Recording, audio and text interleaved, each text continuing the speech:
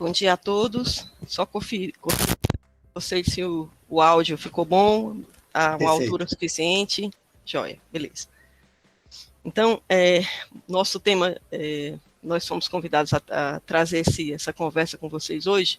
Eu diria que a primeira parte da conversa, né, porque talvez pelo tempo curto, o diálogo não tenhamos tanto tempo para diálogo, mas já estimulamos vocês a registrarem as perguntas, né, porque teremos outros momentos aí para continuar com essa temática, tá certo? Então, nosso tema aí é ensino remoto com o uso de imagens, alguns desafios e recomendações. A primeira coisa que eu gostaria de contextualizar é que esse tema surgiu por causa dessa nossa demanda, né, de transição emergencial aí, das nossas aulas presenciais para o modelo remoto. Nós fizemos já uma série anterior, né, o Nudem fez essa série de planejamento, né, das aulas, e a gente finalizou com o aspecto do planejamento de aulas remotas.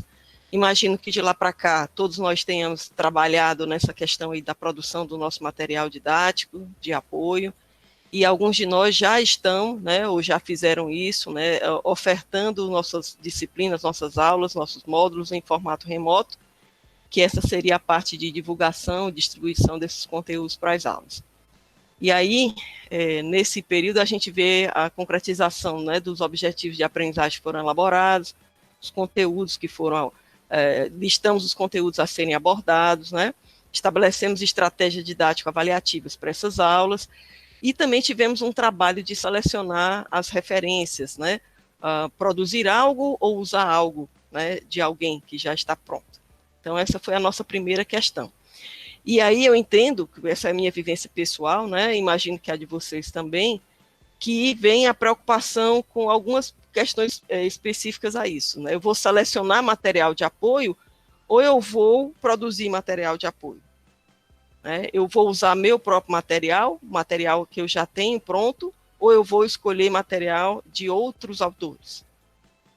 E quando eu escolher selecionar esse material, como é que eu identifico os direitos autorais do material que eu selecionei para que eu não corra o risco de infringir algum aspecto legal aí, né, usando indevidamente algum conteúdo, porque diferente da aula presencial, onde estamos só nós e os alunos numa sala de aula, e na pior das hipóteses eles vão tirar foto das nossas projeções, né, na parede.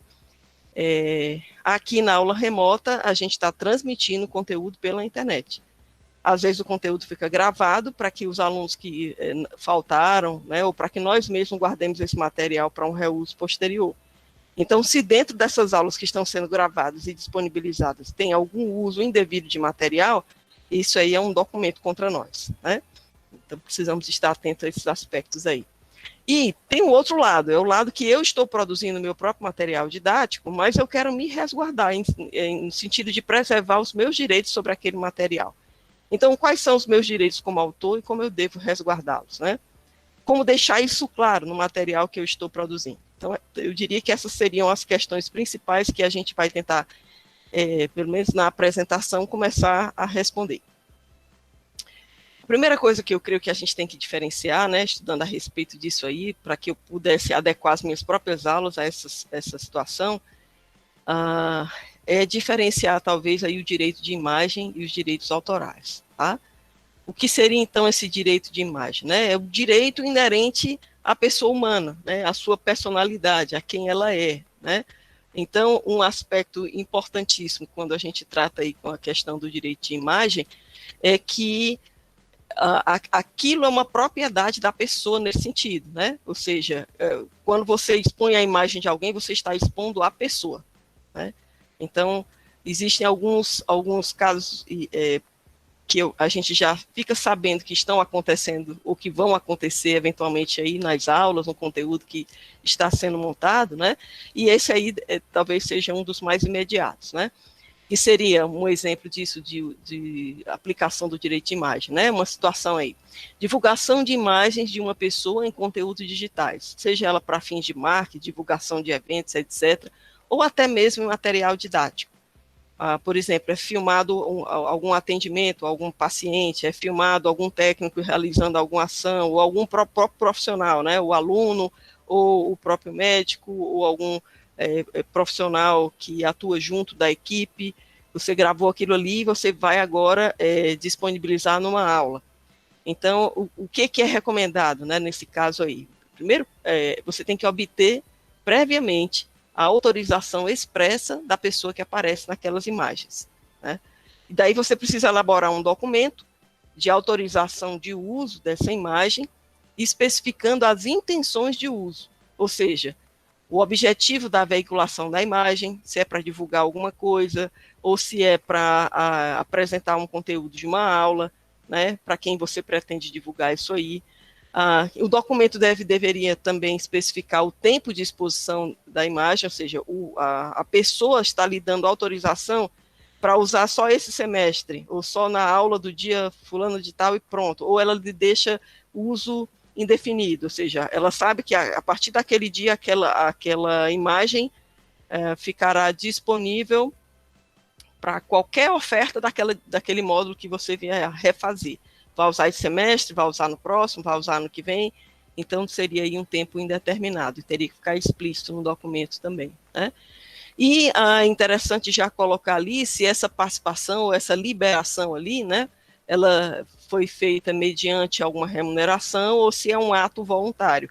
Até porque se isso aí não estiver explícito, vai que o seu conteúdo bomba, digamos assim, né, na internet, todo mundo começa a visualizar e a pessoa agora quer cobrar algum direito de uso da imagem dela posteriormente, né?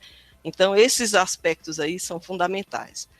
O desafio é conseguir realmente que a pessoa assine, você não pode gerar isso aí ou sair divulgando antes que você esteja resguardado, né, com esse tipo de documentação. E o desafio também de manter, né, em local seguro e guardar esse documento para um resgate posterior, havendo alguma intercorrência aí de alguém denunciando ou cobrando a você alguma coisa, né? Então, eu creio que isso aí faz a gente pensar um bocado, né? Que tipo de imagens de pessoas ou de situações a gente tem divulgado aí, ou colocado nas nossas aulas, né? Que nós produzimos, mas que a gente não está resguardado em relação a isso. Então, as soluções imediatas seriam ou remove esse material, ou trate logo de conseguir aí essas autorizações para que você fique tranquilo e resguardado, né? Seria uma situação para exemplificar essa questão do direito de imagem. A outra situação aí diz respeito aos direitos autorais, né? E esses direitos autorais dizem respeito aos direitos patrimoniais e morais que o criador de uma obra detém, né? Então, o que seriam esses direitos morais, né? O autor, ele tem exclusividade sobre os direitos morais e eles não podem ser transferidos, né? Por quê? Porque são intrínsecos a ele, fazem parte da sua personalidade. Ou seja, houve um ato de criação, um ato intelectual, né, por parte do autor, houve inspiração, houve um registro de algo da personalidade da pessoa, né, da vivência dela, da experiência que ela imprimiu na obra que ela desenvolveu. Então, os direitos morais, eles não são transferíveis, né, de forma alguma. Por isso, sempre que uma obra for utilizada, independente do tipo de direito autoral, do tipo de autorização de uso que você tenha sobre ela, é obrigatório que você sempre mencione, que você cite quem é o autor daquela obra, né? E aqui a gente inclui um parêntese, né? Os coautores de uma obra, eles têm os mesmos direitos patrimoniais e morais sobre a mesma.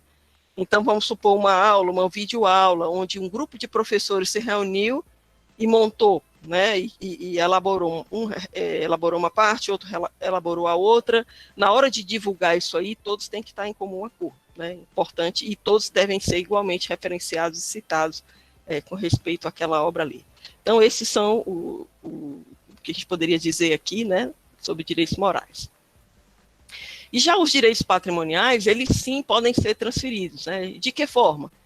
Por meio da cessão dos direitos autorais e por meio de uma licença ou autorização para utilizar a obra, né? Então, qual seria a primeira situação? Nessa primeira situação aí, na cessão de direitos autorais, o autor, ele pode até receber uma remuneração pela cessão da obra, ou ele pode simplesmente doá-la. Isso é um caso típico, por exemplo, quando a Unasus contrata algum professor conteudista para desenvolver o conteúdo de um módulo, de uma disciplina, de um material que vai para um curso.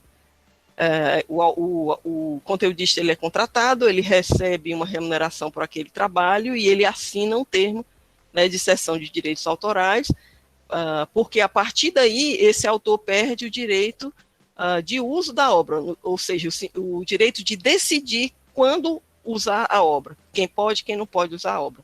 É o caso que acontece aí, usando esse exemplo aí da Unasus, né?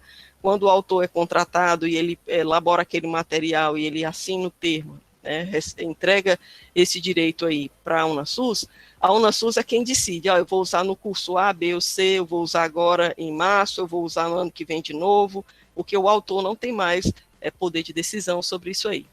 Lembrando que o autor ele não perde jamais os direitos morais sobre aquela obra. Ele é sempre citado, ele é sempre o autor, o criador da obra. Mas ele pode ceder os seus direitos autorais, né?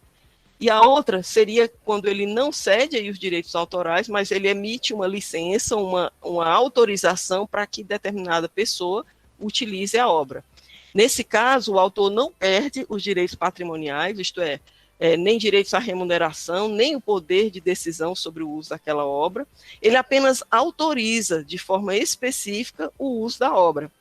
O autor não perde os direitos morais também sobre aquela obra, já falamos aqui. Um exemplo dessa segunda situação, eu diria, foi o que aconteceu na produção do e-book Histologia Interativa pela professora Virginia Girão.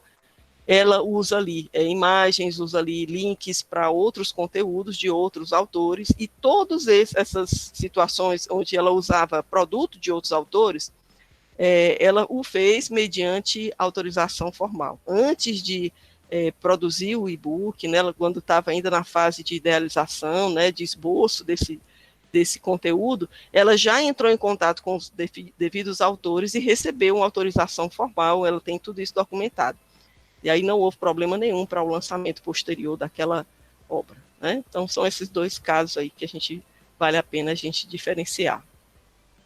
Com respeito à legislação autoral, né, o artigo 7 diz que são obras intelectuais protegidas as criações do espírito, expressas por qualquer meio ou fixadas em qualquer suporte, tangível ou intangível, no caso aí, né, o meio digital, em formato de software, etc., né, conhecido ou que se invente no futuro, tais como. Aí ele lista aqui uma série de tipos de obras que poderiam configurar nesse contexto aí, né, as obras literárias, conferências, e etc, etc, e a gente destacou aqui algumas que, por seu caráter em formato digital, né, podem fazer parte do nosso contexto aí de aulas remotas. Por exemplo, obras audiovisuais, sonorizadas ou não, inclusive as cinematográficas, né, obras fotográficas produzidas por qualquer processo análogo ao da fotografia, por exemplo, captura de uma imagem, né, de uma tela, alguma coisa assim,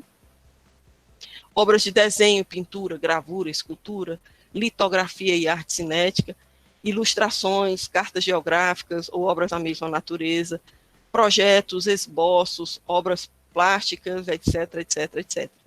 Então, essa aqui seriam alguns dos exemplos, né? Entre outras, tá? Você pode anotar aí, ó, a lei 9.610, de 19 de fevereiro de 1998, o artigo 7, e ver o que ele lista aqui como exemplos dessas obras, até para que você saiba se o que você tem feito ou pretende fazer nas suas aulas se enquadra dentro de uma dessas situações aí. Já para que você se previna, de antes de fazer o seu uso, divulgar esse material, você já se resguarde pedindo a autorização do autor, ou pelo menos identificando, né, que tipo de direito autoral está associado àquela obra, porque pode ser que ela já esteja livre para uso, que ela já preveja um tipo de liberação para o seu uso, ou se não houver menção de nada com respeito a direitos autorais, você já entende que só pode usar com a liberação formal do autor, certo? Outro artigo que corresponde ao nosso contexto também, né? Ninguém pode reproduzir obra que não pertença ao domínio público, a pretexto de anotá-la, comentá-la, melhorá-la, sem permissão do autor. Então, ainda que você use uma obra, um conteúdo de um autor e faça adaptações sobre a mesma, se aquela obra original ali, né, não previne essa situação, essa permissão de adaptação, de uso, tudo, uso parcial, né, copiar uma parte, né, tirar um print, um zoom de alguma coisa aí, se não houver uma autorização expressa do autor, você também não tem direito de usar essa imagem sem que haja algum risco de repercussão legal posteriormente, né? E aí a violação dos direitos autorais, ela pode trazer implicações, né? Porque é considerado crime perante a lei. Alguns dos problemas decorrentes que podem surgir, pagamentos de indenizações e várias sanções, né? Inclusive a busca e apreensão desse material, né? Fazer sair, que o curso saia do ar, né? Fazer com que aquela obra seja confiscada ou alguma coisa assim. E nos casos mais graves, um processo criminal com pena de até 4 anos de prisão. Então, a coisa não é para brincadeira, né? É algo sério realmente. E aí, não é uma área que eu domino, é uma área que a gente está se apropriando para poder aplicar como professor, né? E passar para os colegas essas indicações. Mas, para quem quer se aprofundar na situação aí, na coisa, recomenda-se a leitura do artigo 184 do Código Penal Brasileiro, que vai tratar mais sobre essas penalidades aí decorrentes da quebra do direito autoral de alguém, né? Quando é que eu posso usar uma obra, né? Quando pode usar a obra? Por exemplo, André, mas assim, eu preciso usar porque esse material é importante, toda a minha aula está baseada nesse contexto, ou então é relevante para um conteúdo, não achei nada similar, não tenho condições ou não tenho tempo para desenvolver eu mesmo, algo parecido, então eu preciso usar uma obra, o que eu tenho de melhor para apresentar para os meus alunos nesse momento. Se ela estiver protegida por direitos autorais, somente com autorização expressa do autor da obra e por escrito. Inclusive e-mail, que tem peso documental, né? Peso tem valor legal, né? Pode ser até uma autorização por e-mail. Mas você precisa da autorização prévia do autor. Agora, quando a obra for livre de direitos autorais, né, você pode então fazer o uso de acordo com o que for estabelecido nesses direitos que forem divulgados ali, né? Ou seja, se ela estiver licenciada pelo autor por meio de licenças Creative Commons, né, são licenças abertas, você pode, obedecendo o que diz essa licença, fazer uso daquela obra. Ou, que é o caso mais seguro de todos, né, digamos assim, né, que você estaria à vontade para fazer uso, se ela estiver já em situação de domínio público, né? Então, vamos ver com detalhes quais seriam essas duas situações. Vou ligar aqui que a Siri está se metendo na nossa conversa. Então, vamos lá. Então, exemplo de obra livre de direitos autorais, tá? Vou pegar aqui, imagine que você precise de uma imagem, e aí você quer usar alguma coisa, você vai abrir o Google e procurar livre na internet? Não faça isso, porque você pode estar encontrando conteúdo que não é devido ou que não está liberado para uso. Ou mesmo que alguém que publicou aquela imagem, ela pode também, ela própria, já está infringindo direitos autorais. E quando você usa e referencia o site dela, você se torna um cúmplice, digamos, né, nessa infração legal. Então, o mais seguro é que você identifique os sites que disponibilizam imagens livres. Eu peguei aqui uma delas, né, o Pixabay. Quando você entra no Pixabay, por exemplo, você pode fazer uma busca por temas, né? Aqui em buscar você pode colocar uma palavra de busca, eu coloquei aqui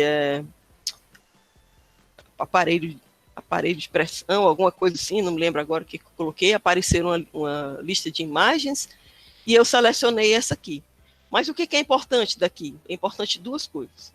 Primeiro, identificar a autoria. A pessoa que cedeu a imagem, colocando aqui no Pixabay de forma livre, né, ela está se responsabilizando por aquela imagem. Então, o primeiro passo para até resguardar os direitos morais é você identificar a autoria. Ao clicar aqui no Pixabay, você tem dados sobre aquele autor. A data, a hora, o dia que ele disponibilizou aquele material, etc. Principalmente o nome dele, a identificação dele, porque ele abriu uma conta aí no Pixabay para poder disponibilizar o material, né? Então, anote, resguarde-se, né, já para que você, ao usar a imagem, já faça a referência dela, né, e que você já tenha aí a documentação de onde você tirou esse material. A outra coisa é que, na verdade, ao identificar o autor, a próxima coisa que você tem que observar antes de fazer o uso real da imagem é o tipo de licença do Pixabay que ele está liberando aqui para você. No caso dessa imagem aí, ela é grátis até para uso comercial. Né? E ela nem faz questão que você atribua a autoria. Então, a pessoa que foi autor dessa imagem liberou total. Né? Mas, mesmo assim, eu recomendaria que você guardasse a questão da citação da fonte dela e da preservação da autoria. Tá? Até porque, ao fazer isso, a nível de referenciamento, você guarda até o link de onde você removeu ou tirou aquela imagem, né? Então você fica realmente completamente resguardado em relação a isso. Esse seria um exemplo de uso adequado, tá? De uso correto. Um outro exemplo seria utilizar obras licenciadas por Creative Commons, né? No caso aqui, esse é um website, né, um repositório de imagens da Fiocruz, é bem recomendado, ele é muito bom. O que está disponível aqui é de qualidade e está resguardado. Já estão indexadas as imagens por temas, então se você colocar aqui uma palavra dentro da sua área, pode ser que você já encontre alguma imagem, algum recurso que você possa utilizar com tranquilidade, porque ele já vai estar autorizado por meio da licença Creative Commons. Né? E o que você tem que fazer aqui? Entra no website, né, Fiocruz, imagens.fiocruz.br, coloca a palavra de busca aqui do tema que você está procurando, né, e faz a pesquisa, tá? Outra coisa importante ao ser encontrado o conteúdo que você está procurando, né, é conferir o tipo de licença de uso, né? No caso aqui, lá embaixo, né, no final da página, você dá um scroll de tela, né, e vai aparecer isso aqui, né, os termos de uso, política de privacidade, condições de uso da imagem, tá? E aí os direitos patrimoniais, e ele coloca aqui, ó, né, você pode utilizar, exceto para fins comerciais. Então, se você está fazendo um produto, um curso que você vai cobrar por ele, né, um material, um e-book, um livro que você vai cobrar pela venda do livro. Então, não pode usar, porque aqui é uso livre, mas não comercial, né? Por isso que é importante. Mesmo quando você localiza essa imagem em algum site, em algum material disponível online, que vocês confiram o direito de uso dessa imagem aí, ok?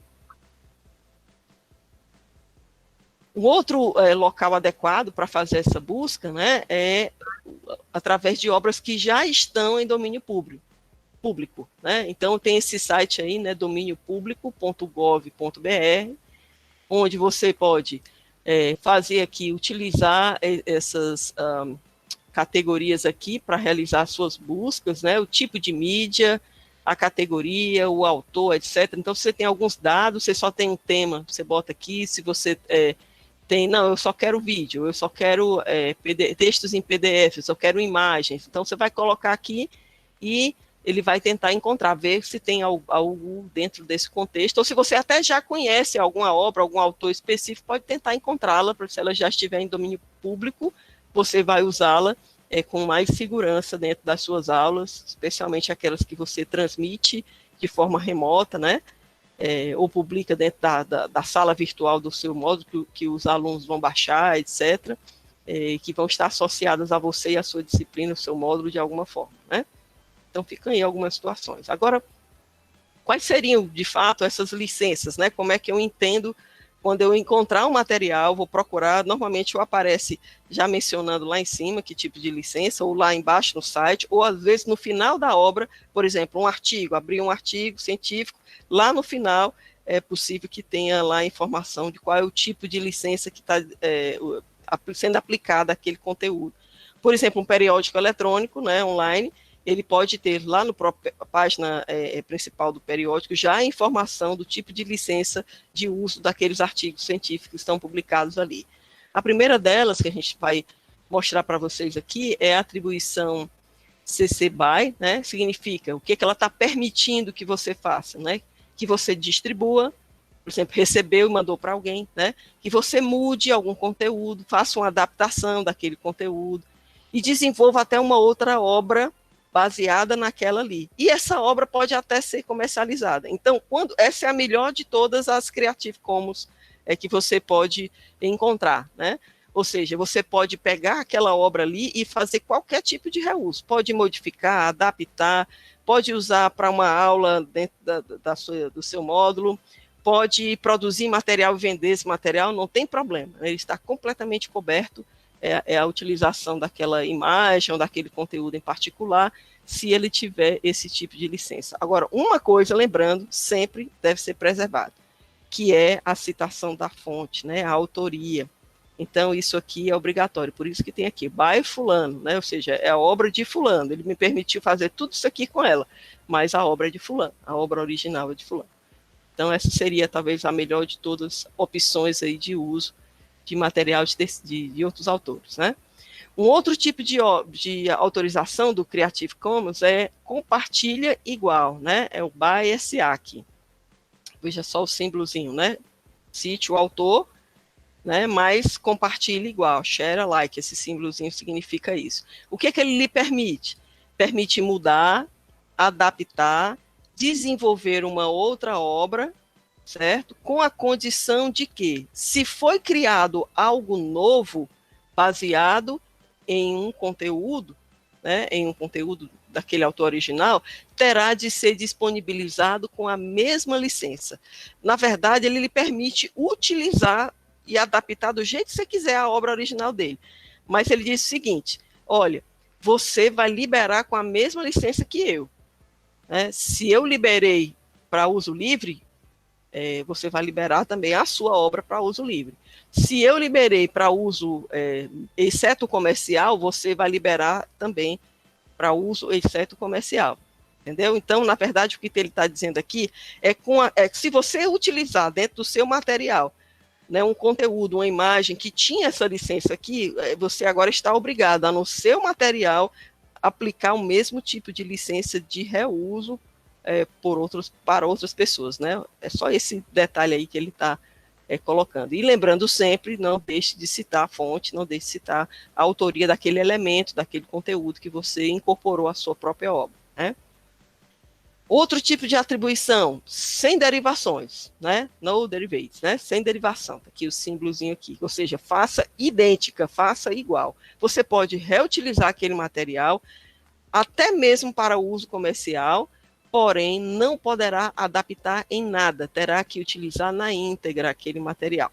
Pode mandar para outras pessoas, etc., mas você tem que utilizar na íntegra. Você informa a autoria e usa na íntegra.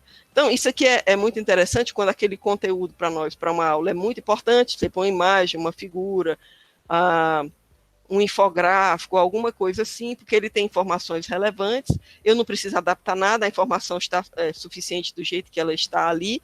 Eu posso só aplicar na minha aula, divulgar para os meus alunos, publicar na minha sala virtual, contanto que eu não mexa, não faça adaptação sobre aquilo, e que eu mencione o link, o autor, né, deixe bem explícita a referência de onde eu tirei, tudo bem, não tem problema utilizar isso aí.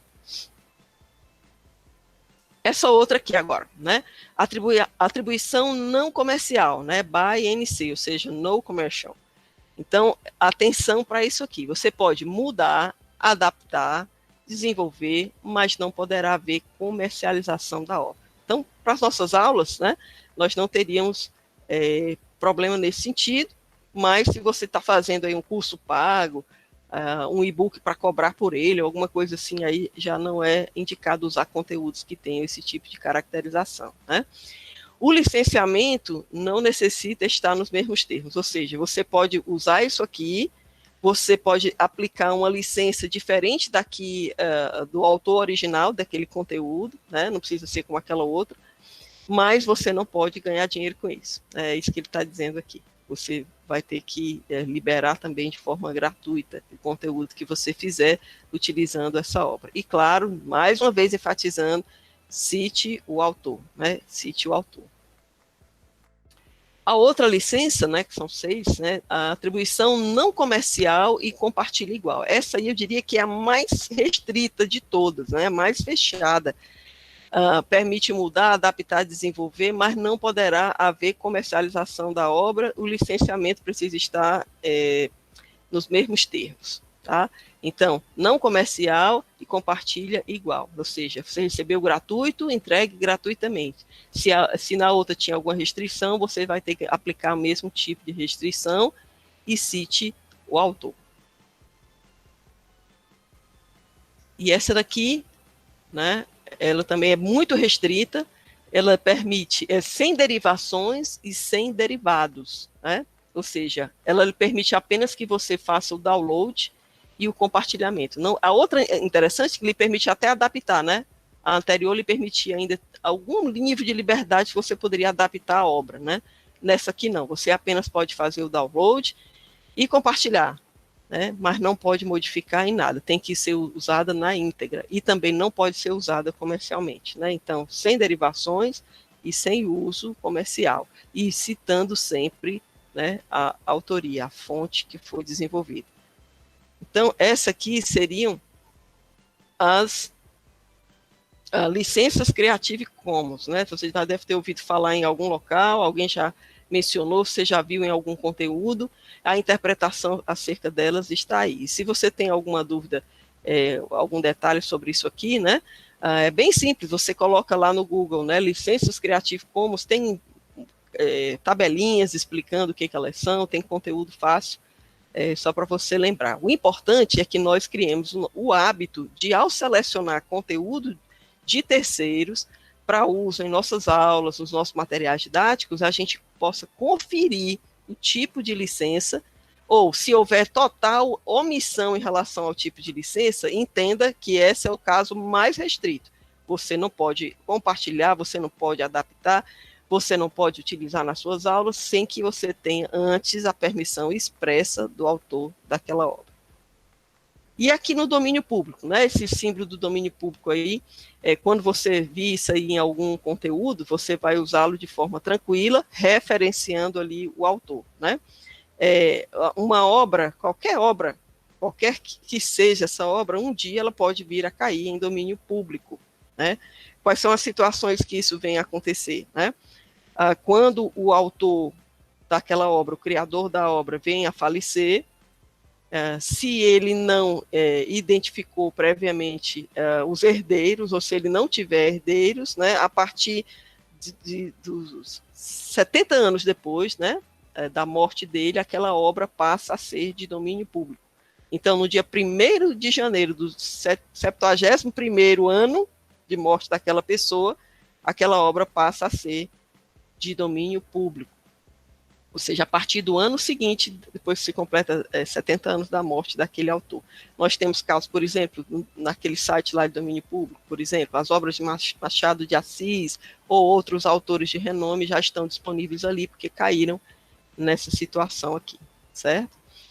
Lembrando que se a pessoa tem algum herdeiro, algum autor, representante legal, ou que foi formalmente indicado como herdeiro mediante testamento e tudo, né, todos os direitos patrimoniais daquela obra continuam sendo dos herdeiros, né? Aí são as outras questões. Aqui a gente deixa umas indicações, né, de alguns sites gratuitos com imagens na área da saúde, que quando você estiver precisando usar imagens, né, você possa começar a procura a partir desses sites aqui, né? O próprio banco de imagens da Fiocruz, Pixabay, FreePic, FreeImages, né? Morguefile aqui e essas outras, então, você poderia fazer uso, tá? Depois a gente pode compartilhar com vocês, posso até depois colocar isso aí disponível. E aqui algumas das referências que nós utilizamos, né? Lembrando que até nessa apresentação, algumas dessas imagenzinhas que nós utilizamos aqui, para ilustrar, necessariamente teria um conteúdo informativo, né, mas para ilustrar, eu poderia usar no infográfico, em alguma coisa desse sentido, eram elementos gratuitos que o próprio PowerPoint estava me disponibilizando. O que eu fiz foi uma edição, mudei a cor, mudei o tamanho, etc., e coloquei disponível, certo? Então, professores, essa aqui seria uma primeira conversa, eu diria, né, porque a gente não vai ter tempo para explorar, entrar no site, mostrar como baixa, mostrar como faz, né, e citar mais algumas situações, mas é apenas para que vocês pudessem ter uma noção inicial sobre essa temática. que a gente trouxe aí essa, digamos, essa inspiração, essa provocação inicial. E, para minha surpresa, ainda sobraram aqui alguns minutinhos que a gente pode conversar um pouco mais aí e tentar esclarecer algumas dúvidas dentro do que eu souber, né? Porque tem coisas que eu estou aprendendo ainda e a gente pode pesquisar. E eu esqueci de fazer isso no começo, pessoal, mas é muito importante que eu frise agora, tá? Deixe-me aqui mostrar de novo. Essa apresentação, ela foi feita não somente por mim, mas foi por mim com assessoramento aqui, com a coautoria da professora Paula Pinheiro da Nóbrega, bibliotecária, né, mestre em ciência da informação, foi me orientando, então tem desenvolvido já consultoria no desenvolvimento de materiais didáticos digitais, e ela me ajudou a me apropriar aqui de algumas informações que eu não conhecia nesse nível de detalhe, tá? E ela estará convidada em algumas outras conversas nossas por aqui, para que, caso haja alguma pergunta muito específica, muito técnica, ela venha a nos ajudar a responder, ok? Então, era isso, professores, à disposição.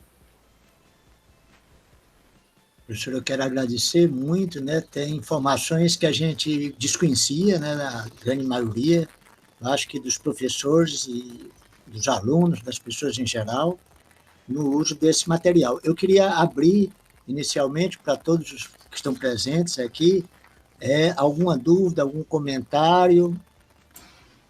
Professor Jacques. Por favor.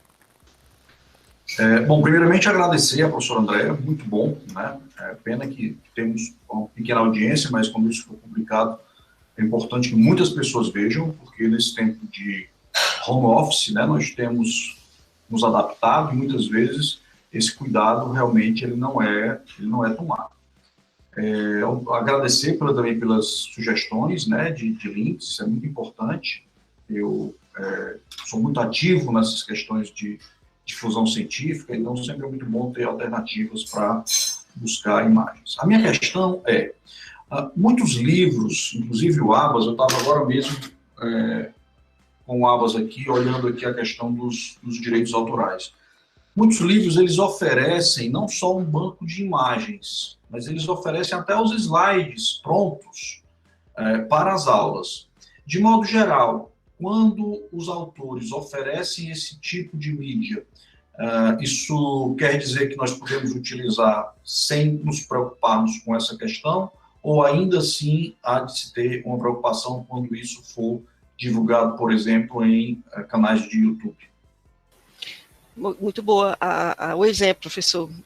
Pelo que eu entendi até aqui, viu, professor? No caso, quando o livro oferece um CD-ROM, antigamente era CD-ROM, agora ele oferece o link para o banco de imagens, né? Ele está dando para você que comprou o livro, o direito de uso para você, certo? Então, ele está lhe beneficiando com um presente a mais. Mas se não tiver explícito aí no e-book ou na própria imagem, né, o tipo de licença de uso, entenda que é só para você. Aí como é que eu poderia então fazer para adaptar isso para as minhas aulas? A recomendação feita e aplicada pela professora Virginia Girão na produção do livro dela. Ela entrou em contato com o autor da obra, explicou a situação que ela gostaria de utilizar e recebeu formalmente a autorização daquele autor. A partir daí a pessoa usa sem risco, sem medo de estar infringindo alguma lei. A recomendação que eu daria era essa, certo, professor? Verifique aí na obra o tipo de licença, se ela menciona explicitamente, né, isso aí, a forma de reuso, e se houver uma omissão, então o segredo aí seria falar com o autor, entrar em contato, conseguir contato com o autor, para então receber formalmente a autorização para uso nas aulas. Esse seria o caminho mais seguro. Ok. Mais alguma pergunta, mais algum comentário? É muito interessante, né, porque a gente vê a quantidade de videoaulas, inclusive, não só no Brasil, mas fora delas, em que a gente vê claramente o uso de determinados livros que a gente já conhece, né, de artigos que a gente já viu. E como é que fica isso? Quer dizer, será que, considerando essa pandemia, ou até a pandemia de informação, será que isso vai ser mais flexibilizado? Porque eu imagino também assim um artigo um artigo científico, que é de domínio público, às vezes é restrito à universidade. A universidade paga, né, o acesso, por exemplo, a CAPES, né, periódicos, paga uma quantidade de milhares aí de artigos que a gente tem acesso. A gente não pode passar esses artigos, ou sem fins comerciais, evidentemente, já que a gente está numa escola pública, a gente não pode passar para os nossos alunos.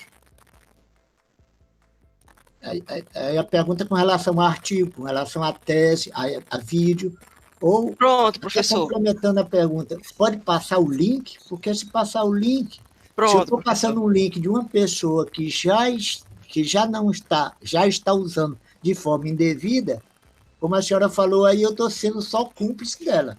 É verdade, professor. Agora é o seguinte, existe algumas estratégias, né, que a gente poderia fazer. Só um detalhe, quando você falou aí teses, dissertações, se essas estiverem já publicadas, né, no repositório de teses e dissertações, elas já ficam para uso por domínio público, certo, professor? Por exemplo, as teses e dissertações publicadas no repositório institucional da UFC, você já pode usar. A única recomendação crucial é o quê? É referenciar o autor, né? Porque quando o autor publica um conteúdo no repositório institucional da UFC, ele já está reconhecendo que vai ser de acesso aberto, né? E aquilo que é de acesso aberto a gente usa sem preocupação. No caso de periódicos científicos, da mesma forma, entra no website do periódico, vê lá o tipo de direitos autorais, de recomendação de reuso, né, das licenças de uso que estão sendo divulgadas ali e faz o uso dessa forma, tá certo? No caso de vídeos, eu me lembrei aqui do YouTube, né, no caso deixa eu ver se eu pego aqui alguma coisa no YouTube. Vou pegar aqui um conteúdo aleatório qualquer, só para exemplificar onde procurar, tá? Por exemplo, não vou executar a obra, não, eu quero apenas... não quero executar a obra, eu quero entrar aqui nos dados sobre a obra. Então, certo seria entrar... Opa, peraí, não quero executar isso, eu quero entrar aqui e ver o tipo de licença que ela está liberando. Peraí, deixa eu me lembrar aqui.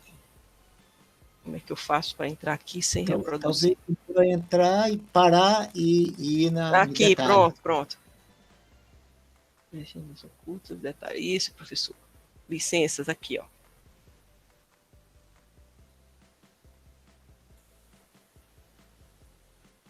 Desativado. Não faz menção, né, pelo visto aqui. Mas tem umas que estão explícitas, né, o tipo de licença lá. Então, é melhor não reutilizar material que porventura não esteja explícito ali, né, que tem a obra lá. Depois eu posso procurar aqui direitinho e mostrar para vocês com...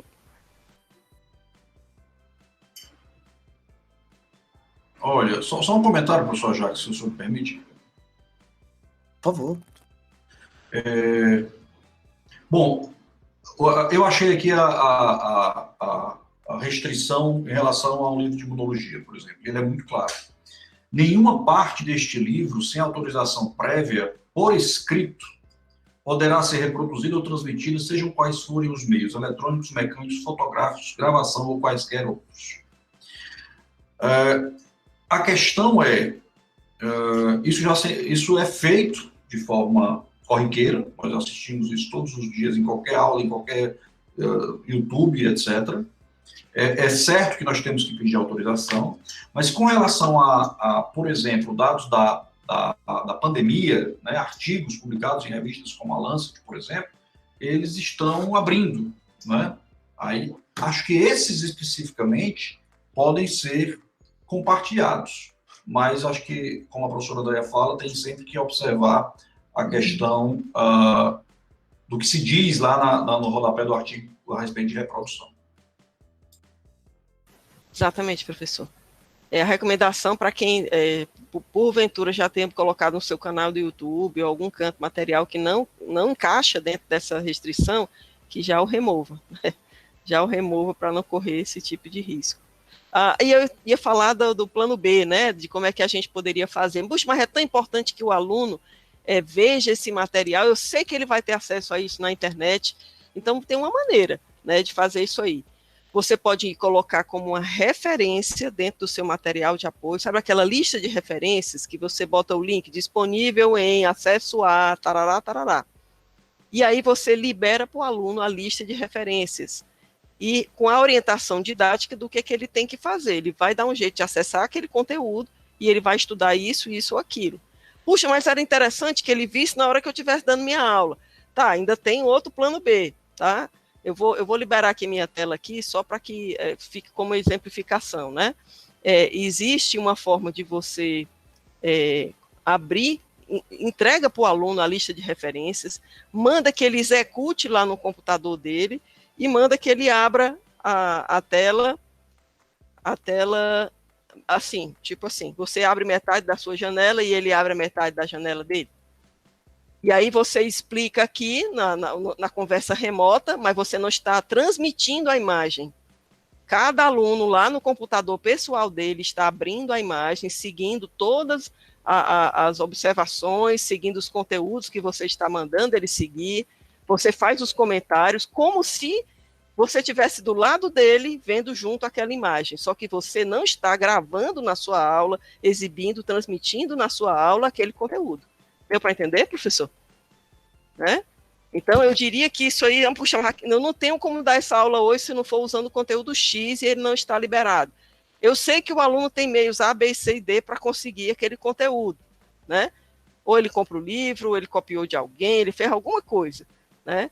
Mas você não está se responsabilizando dessa forma, você apenas deu a referência. E você está comentando, imaginando que os alunos conseguiram e estão cada um fazendo uso pessoal. Por exemplo, esse livro aí, você citou, né, professor Edson? Se cada um aluno comprar ou tiver uma forma de ter acesso, pedir na biblioteca, alguma coisa assim, você pode dar sua aula considerando que eles vão estar com o material lá do lado. Então, havia uma forma de fazer uso dessa imagem sem que você estivesse registrando ou infringindo algum aspecto legal dela na transmissão da sua aula, por exemplo. Mas, professor, só uma dúvida, agora eu fiquei dúvida. Quando eu transmito do jeito que você está transmitindo para mim, quando eu estou gravando isso aí, não está aparecendo a imagem do mesmo jeito? Não, mas veja só, eu estou só exibindo a minha tela para você observar, tá certo? Sim. Mas olha... Mas está sendo gravado com tela e tudo, não? Não, mas calma, a minha tela, eu só estou fazendo isso porque essa imagem é minha, tá bom? Mas imagine que a imagem não seja minha, como é que eu daria essa aula? Do jeito que eu estou fazendo agora. Eu só estava ilustrando como é que a tela ficaria, só isso, tá bom? Pronto, é assim que eu daria aula. Você está vendo a minha tela agora? Não, agora eu estou vendo a tela de todos. Pronto, pois é assim que eu daria aula. Eu mandaria a referência para o aluno, certo? Botava na sala virtual lá, o SIGA, onde o Moodle, o Google Classroom, Solá, o que quer que você esteja usando como sala virtual, publicaria a lista de referências lá com o link de acesso. E orientaria para o aluno fazer como eu fiz agora. Olha, abra 2 janelas aí, uma com o conteúdo que tem a imagem, só você vendo, aluno, só você vendo, professor, e outra com a sala de webconferência, como agora nós estamos, certo? Eu só exibi ali para você ver como é que ficaria aqui. E eu daria aula dessa forma. Ou seja, o gravado seria só as figurinhas. Exatamente. Só o diálogo, só ficaria gravado o diálogo, né? E eu associaria isso com orientações didáticas expressas, detalhadas, né? Abra o conteúdo tal, passado pela referência de link tal, né? Abra na página fulana de tal, né? Ali observe a figura 1. Nisso eu sei que esses cuidados são muito importantes, especialmente quando uma aula, por exemplo, vier a viralizar, etc. E, obviamente, quando o número de acessos é pequeno, isso não causa um grande problema. O problema é que, é claro que todos esses cuidados estão claros, são questões legais, mas eu acho que o que a gente tem que problematizar aqui, talvez em próximas discussões, é o quanto isso dificulta o processo de trabalho remoto. Tá? Exatamente. Sem dúvida. Isso aí é um limitador, né? Por isso que é um desafio, né, professor? Por isso que é um desafio. Eu acredito que a maneira mais viável da gente fazer... primeiro é aquele processo que eu coloquei aqui no começo, né? Você tem que definir no processo de planejamento. Eu vou até posso voltar aqui para o slide, né? Existe um passo aí no planejamento que você vai decidir se você vai utilizar materiais de terceiros ou desenvolver o seu próprio. Havendo tempo hábil para você desenvolver o seu próprio material, capturar suas próprias imagens ou fazer coisas desse tipo, esse é o ideal. Porque aí a sua preocupação seria, ao publicizar esse material, deixar explícito para o aluno, porque o aluno reproduz, né? E para quem quer que seja, quais são a licença de uso que você está liberando aqui com ela. Então, você, como autor, precisa entender sobre as licenças de uso para que você publique isso também junto com o seu material. Eu vou divulgar aqui minha aula, mas ali vou usar a licença X tal aqui, só aquela que permite que você compartilhe com os outros, mas que você não altere nada, por exemplo, né? Então, você se preocuparia como autor, né? O que fariam com a sua obra aí. Mas, quando a gente usa o material de terceiros, você precisa realmente considerar tudo isso. Por isso que é tão importante a fase de planejamento, né? Do planejamento didático, porque você define o que, como, quando, né? Você define o que usar, você já vai pensando previamente as alternativas. Vixe, esse material só tem desse jeito, eu tenho tempo hábil para produzir algo meu mesmo, né? Se eu não tenho, dá tempo de eu falar com o autor, eu tenho alguma outra obra similar que eu poderia usar nisso aqui, eu posso mudar a minha estratégia didática para não ferir nenhum aspecto legal disso aqui. Então, são situações que a gente deve considerar já nessa fase de planejamento, né? Ao fazer essa seleção, essa escolha desse caminho didático que a gente vai aplicar. Porque aí, quando já estiver ofertando, aí é remediar, né? Aí é complicado mais, mas por isso que tem que ser no passo anterior. Doutor André, assim, só uma dúvida ainda com relação ao que a senhora tão bem explicou. Quando a imagem é colocada, por exemplo, a partir de uma dissertação, de uma tese, que está no repositório público, de domínio público, mas a imagem já foi utilizada naquele documento, naquela tese, naquela dissertação, de forma irregular. Quer dizer, foi citada a fonte de forma irregular, não sei se está irregular ou não, porque normalmente a gente cita a fonte, né? Há décadas a gente tem visto, né, trabalhos em que o autor cita a fonte, cita e coloca lá a imagem. Se eu utilizar essa imagem, também estaria infringindo, porque ela não teve autorização para utilizar. Eu estou utilizando uma imagem não autorizada. Aí eu colocaria até uma segunda questão para poder até quase que viabilizar a continuidade dos cursos, do que está sendo feito de forma remota. Será que a faculdade, a UFC, ela não poderia emitir uma norma, após uma consultoria jurídica, para utilização a nível interno, por exemplo, só para os alunos, que eles não possam divulgar?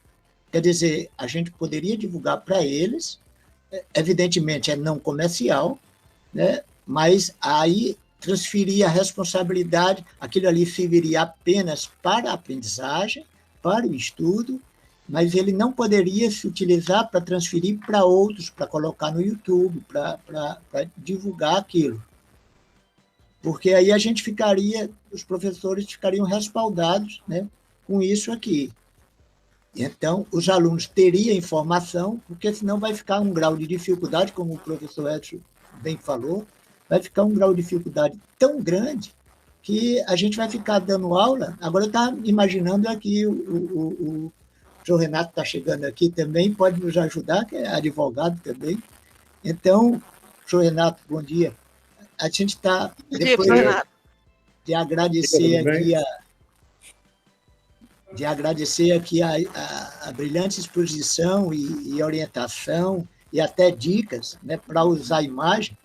O professor Renato também utiliza imagens, como todos nós, e a maioria dos professores, não só aqui no Brasil, mas eu acho em todo o mundo, eu acho que de uma forma fora um pouco das normas.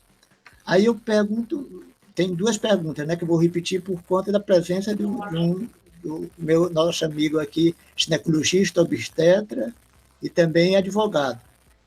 Se eu pegar uma imagem que está no repositório, mas que essa imagem, por sua vez, não foi colocada sem a devida autorização, eu estaria infringindo da mesma forma, né, sem saber.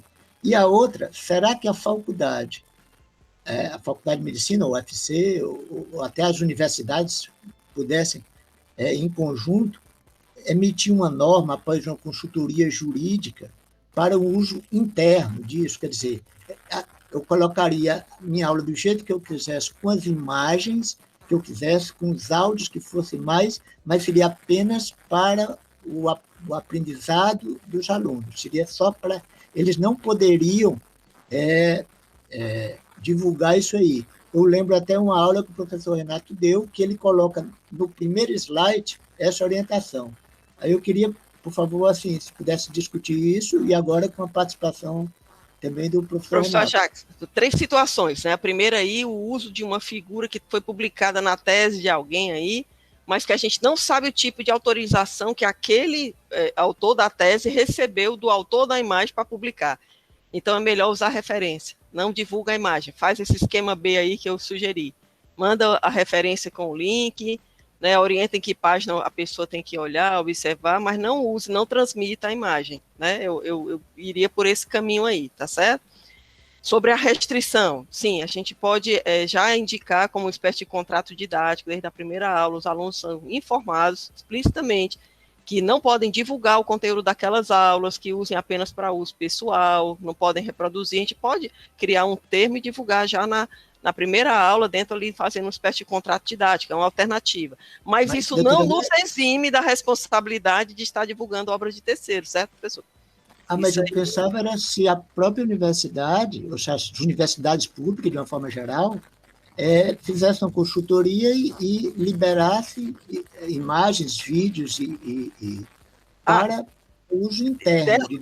Agora, elas podem fazer, a universidade pode fazer isso se a universidade for proprietária daquela obra, certo? Ela pode fazer isso, ela tem autoridade para divulgar se a obra for dela, né, estiver já na mão dela.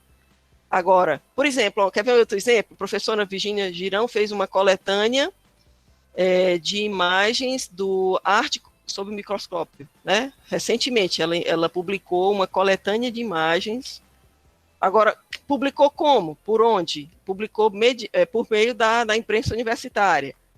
Por quê? Porque no evento, os que se inscreviam naquele evento já assinavam um termo cedendo os direitos de uso, né, para o UFC. Então, a UFC, como detentora, né, dos direitos, digamos assim, patrimoniais, né, daquilo ali, né, direitos os direitos, né, a seção de uso, pronto. Ela tinha já os direitos autorais para poder trabalhar aquilo ali. O autor sempre mencionado, direitos morais sempre preservados, certo? Autor sempre referenciado. Mas ela tinha direito de uso. Então, ela publicou e a UFC faz o que quer. A UFC quiser liberar como obra aberta, né, como ela fez, né, para o acesso aberto, ela fez. Entendeu? Sem problema, porque a UFC tinha um direito. Agora, a UFC liberar isso aí, resguardar o professor que está liberando em suas aulas obras de terceiros, eu acho que nenhum procurador vai concordar com esse tipo de caminho, professor. Agora, digamos que as obras são nossas fotografias, nossos vídeos, nossas imagens, e nós queremos nos resguardar para o aluno não sair copiando o nosso material, que foi, já fui colega do professor Renato, somos colegas em algumas disciplinas, né? E já fizemos podcast em áudio, já fizemos vídeo, e o primeiro slide, né, acho que tem uma vinheta de abertura e o slide de seguida, que até procurando aqui, se eu achar eu mostro, ele avisa para o aluno o limite de uso daquele material. Isso aí, o professor Renato, ele elaborou o modelo, né, de informação, assim, digamos, né, e nós publicizamos em todos os conteúdos didáticos que ele produziu para a nossa disciplina lá, juntos, né, a partir daí, o aluno estava informado de que se ele reproduzisse, poderia haver repercussões legais. Então, professor, são muitas coisas juntas aí, mas eu deixo a fala com o professor Renato, que tem mais propriedade para falar até dessas coisas do que eu. Professor Renato, se o senhor me permitir fazer só adicionar mais uma questão. O coitado do Renato entrou e já tem aí 40 questões, né? Mas a questão é o seguinte, durante toda a nossa vida, né, a gente já assistiu aulas com imagens de livros, né? E que isso, a não ser que o aluno fizesse um vídeo ou fotografasse o slide projetado, não seria o problema. A minha questão é, qual é a diferença entre apresentar os slides em uma sala de 40 pessoas e transmitir de modo restrito, não de modo público, o mesmo conteúdo. É essa questão que eu acho que a gente tem que desvendar para achar uma forma, porque se a gente fosse extremamente rigoroso com o que se deve ser, não tem mais aula remota, em canto nenhum, na minha opinião, né? Porque todos utilizamos, né? Então, qual seria a diferença entre usar uma publicação restrita, onde o link é para os 40 alunos, ou projetar na parede da sala de aula? Não tem diferença, não. Eu ia comentar agora, a rigor não existe, né, legalmente falando, e eticamente também, não há diferença de uma forma da outra. Inclusive, esse aluno que como o professor Edson mencionou, né, ele fotografa, inclusive pode utilizar mal, né, esse material, divulgar de forma inadequada, e tem as mesmas responsabilidades de quem está aí divulgando por meio de redes sociais ou de aulas à distância, etc, etc. Então, na verdade, a rigor, para ser, digamos, bem franco, direto e objetivo, professor, não há segurança plena, 100%, né, que de fato aquele material não vai ser utilizado de forma inadequada. Não há como garantir isso, né? O que se pode fazer é se cercar de cuidados, digamos assim, tentar mitigar, dirimir tanto quanto possível, né, as possibilidades dessa divulgação inadequada. Agora, dizer que estamos isentos de mau uso ou de inadequada divulgação, eu acho que é impossível, né, se conseguir esse nível, né, de percepção. Eu acho que a gente tenta fazer, professor André, infelizmente eu não pude entrar mais cedo, não acompanhei sua palestra, professor André, mas gostaria de depois ver algum material, se fosse possível também, e já sugiro de pronto, né, que materiais dessa natureza, inclusive as normas que orientam esse tema, né, sejam divulgadas amplamente, né, do corpo docente, né, da UFC e da Faculdade de Medicina também, por lógico, né.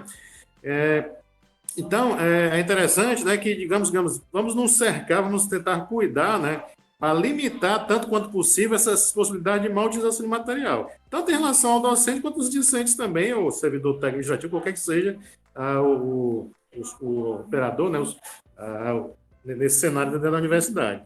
Eu acho que as questões envolvem isso aí. É lembretes, é aviso, é dizer que existe norma sobre isso, né? E aí, a partir daí, tentar reduzir, tá? Mas dizer que, de fato, que vamos vedar por completo, não há como. Né? Assim que eu penso. Renato, nessa impossibilidade, né, eu fico imaginando assim, se você faz um aviso que você está fazendo algo que não é correto, eu acho que você não está muito se protegendo, não, porque você está dizendo, olha, eu estou transmitindo algo sem autorização. Pelo amor de Deus, não faça a mesma coisa. Porque depende, na verdade, do cenário também, né? Existem algumas situações, por exemplo, existem algumas obras, inclusive, que até os autores mencionam isso em algumas delas, tanto eles falam para imagem quanto para texto também. Por exemplo, já vi coisas assim, que para fins didáticos, essa obra é liberada, pode ser utilizada no serviço público, coisa dessa natureza também é possível, né? Aí é saber de onde é que vem a fonte dessa imagem, dessa informação, e como é que ela vai ser divulgada. E essa possibilidade da universidade pedir, de uma forma especial, a utilização, a própria universidade liberar para uso interno, alguma coisa assim, seria possível? Até a gente estava discutindo antes, a professora André acha que provavelmente não. Mais uma vez, é difícil colocar uma regra que se aplica a todas as situações, né, porque, como eu falei, há obras e obras, né? Há entendimentos em relação ao próprio autor para a divulgação do trabalho que ele fez, né? Tem alguns que permitem livremente, tem outros que permitem com restrição. Aí é difícil, digamos, você ter uma norma, um parecer, uma manifestação que vai abarcar todas as situações, né?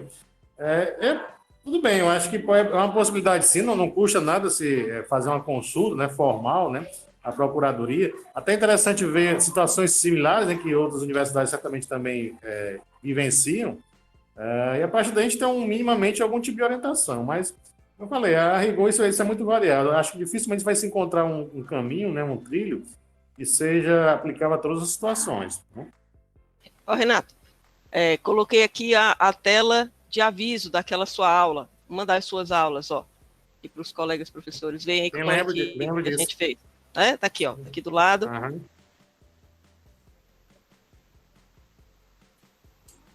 Eu acho que isso, de alguma forma, nos resguarda, né? Não elimina toda a possibilidade de responder, mas há uma amenizada, não, professor? Se esses avisos forem feitos? Sim, sim, como eu falei, é uma tentativa de mitigar nessa situação, né? Mais uma vez, ninguém consegue ter segurança 100% de nada, né? Na verdade, é uma tentativa de resguardar, de segurar, né? Já está advertindo previamente, olha, não, fiz isso porque ninguém me avisou nada, ninguém me disse que era ilegal, que era antiético, nada dessas coisas. Você está sendo advertido, né? Na situação que você está vivenciando. Agora, se vai ser mal utilizado ou não, as responsabilidades aí vão recair posteriormente, né? Mas essa é uma discussão, viu, professor André, professor Écio, os demais estão aqui na sala, não estou vendo todos, que eu acho que merece, inclusive, ser aprofundado em outros momentos também. Tá? Inclusive, eu acho que as normas sobre isso também ainda são muito ainda precárias. Eu acho que precisa, inclusive, verificar situações como a própria UFC vivencia, né, que é diferenciado, querendo ou não, né, de outros cenários. Né? Então, eu acho que merece se aprofundar, merece, por exemplo, ser consultado sem a Procuradoria, merece ser provocado em instituições até superiores mesmo, talvez até via Ministério da Educação, enfim, procurar para aprofundar o tema, né? Inclusive colocar as nossas situações particulares que vivenciamos aqui na UFC. Né? Exato, professor. Lembrei aqui até de um cuidado, né? Às vezes a gente recebe no WhatsApp um texto qualquer e diz assim, autor desconhecido. Às vezes a gente abre uma tese, uma dissertação e tem lá, a pessoa faz uma dedicatória, uma referência, põe lá, autor desconhecido, né? Põe é um perigo, né? Porque de repente o autor desconhecido, ele é conhecido de alguém, né? Aparece em algum local e aquilo ali pode ser, vir a ter prejuízo, né? Para alguém, né? Através dessa situação. Então, E já tem outra situação também, professor, me permite interromper aí, situações sim, também que envolvem difamação eventualmente. Às vezes você também encontra o inverso. Você encontra um texto tal que tem o autor e aquele autor não tem nada a ver com aquele texto lá. Está sendo divulgado com o nome dele, né? Nas redes.